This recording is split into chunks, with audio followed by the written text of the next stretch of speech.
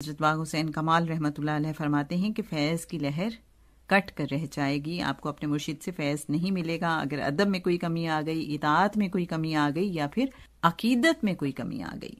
اس کے بعد حضرت باغ حسین کمال رحمۃ اللہ علیہ نے یہ بتایا ہمیں کہ اس راہ سلوک میں بہت سے امتحانات، بہت سے کٹھن مراحل سے انہیں گزرنا پڑا، اور ان میں سے 2 کٹھن امتحانات یا مراحل کا انہوں نے ذکر کیا تھا جو ہم نے بیان کیے تھے ایپیسوڈ 23 میں۔ اگر آپ نے نہیں سنی اور ڈیٹیل جاننا چاہتے ہیں تو جناب ضرور ہمارا چینل وزٹ کیجئے، آپ کو پلے لسٹ میں سے یہ ایپیسوڈ مل جائے گی۔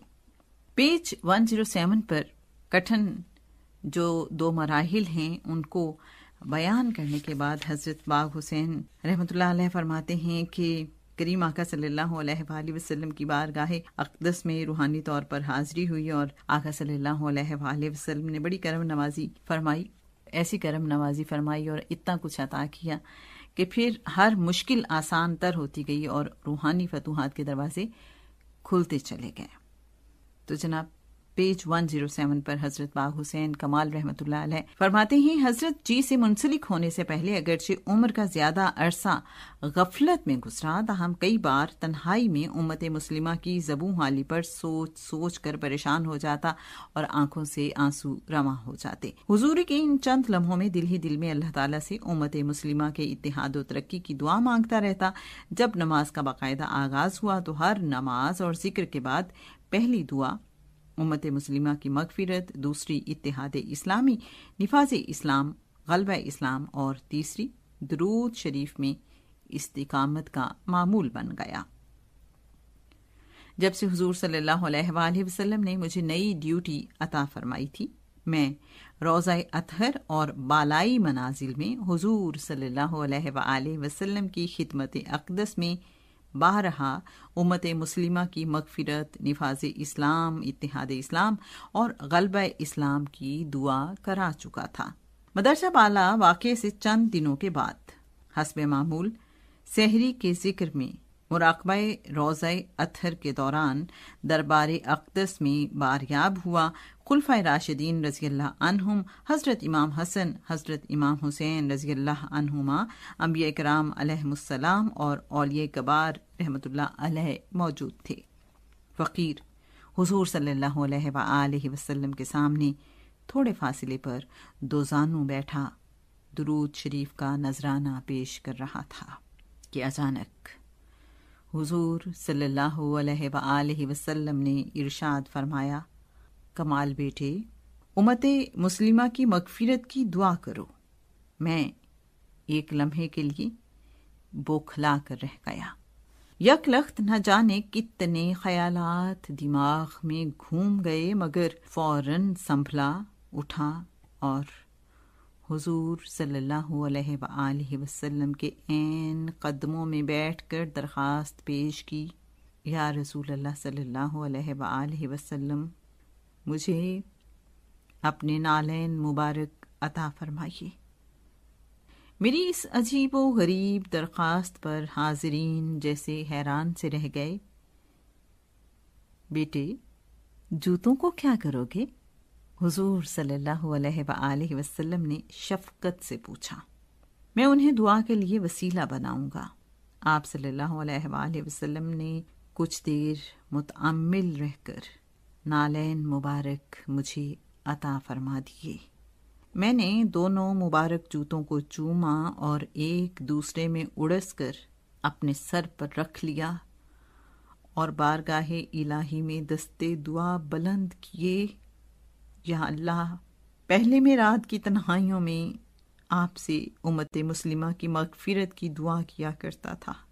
آج تیرے حبیب صلی اللہ علیہ وآلہ وسلم کے حکم کے مطابق دعا مانگ رہا ہوں۔ ان کے حضور بیٹھ کر تیرے مقربین کے سامنے تیری بارگاہ میں التجا کر رہا ہوں۔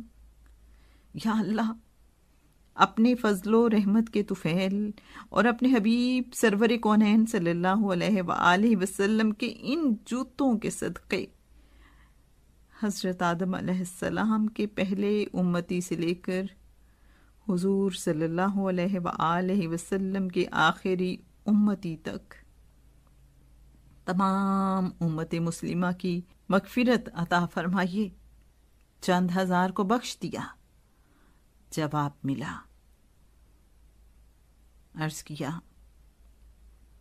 کہ اللہ تیرا خزانہ رحمت بے پایا ہے، فقیر کا سوال تو ساری امت کے لیے ہے۔ جواب آیا، چند لاکھ کو بخش دیا۔ عرض کیا، یا اللہ میرے مالک، تیرے فضل و رحمت کا سمندر بے کراں ہے اور فقیر کا سوال وسیع ہے۔ یہ تو سمندر سے ملے پیاسے کو شبنم والی بات ہے۔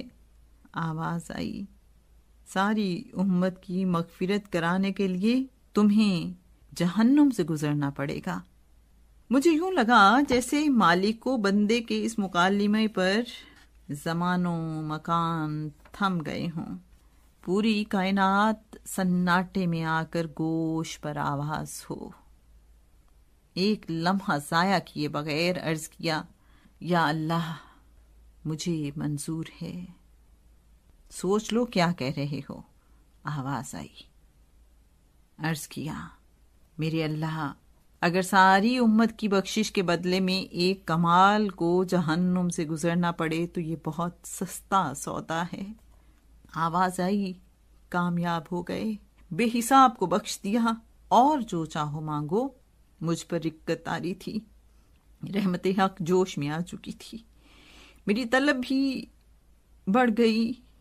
ہچکیاں لیتے ہوئے عرض کیا، الہی حضور صلی اللہ علیہ وآلہ وسلم کے صدقے پاکستان کو اندرونیوں بیرونی خطرات سے محفوظ فرما، اسے زبردست قوت عطا فرما، اسے اسلام کا قلعہ بنا دے، افغانستان، کشمیر، وسط ایشیا کی اسلامی ریاستوں، فلسطین اور سنکیانگ کو آزادی عطا فرما، بھارت کے ٹکڑے ٹکڑے فرما دے، بھارت، فلپائن اور ایریٹیریا کے مسلمانوں کو امن و سکون نصیب فرما، ریاستہائے متحدہ اسلامیہ مدینہ منورہ قائم فرما، عالم اسلام میں نفاذ اسلام فرما، اسلام کو غلبہ عطا فرما، اسلام کا نور چار دانگے عالم میں پھیلا دے، دشمنان اسلام کے ناپاک عزائم کو خاک میں ملا دے۔ یا اللہ مجھے حضور صلی اللہ علیہ وآلہ وسلم پر ہر آن زیادہ سے زیادہ درود شریف پڑھنے کی سعادت نصیب فرما، آمین۔ حضور صلی اللہ علیہ وآلہ وسلم کی زبان مبارک سے یہ لفظ این دعا از منو جملہ جہاں آمین بعد کے مصداق تھا، جو محسوس ہوا جیسے کائنات ایک خوشبو سے معمور، ایک نور سے منور ہو گئی ہو۔ قبول ہے، یہ مقدس آواز کیا گونجی، یوں لگا جیسے دم سادھی ہوئی کائنات میں یک دم مسرت کی لہر دوڑ گئی ہو۔ حضور صلی اللہ علیہ وآلہ وسلم نے بے اختیار آگے بڑھ کر مجھے سینے سے لگا لیا اور میری پیشانی پر مہر شفقت و محبت ثبت فرما دی۔ خلفائے راشدین رضی اللہ عنہم اور انبیاء کرام علیہم السلام نے بھی باری باری گلے لگایا، خصوصاً حضرت امام حسین رضی اللہ عنہ کی وارفتگی کا کچھ عجب رنگ تھا، مجھ پر رکت آری تھی، اور میری اس رکت میں جیسے وہ برابر کے شریک ہوں۔ بعد میں بتایا گیا کہ حضور صلی اللہ علیہ وآلہ وسلم کے صدقے مجھ ناچیز کو بخشی گئی نسبت مستجاب الدعوات، نسبت مغفرت اور نسبت تحدیث، یعنی کلام باری تعالیٰ کی تکمیل کا یہ عظیم الشان اظہار تھا۔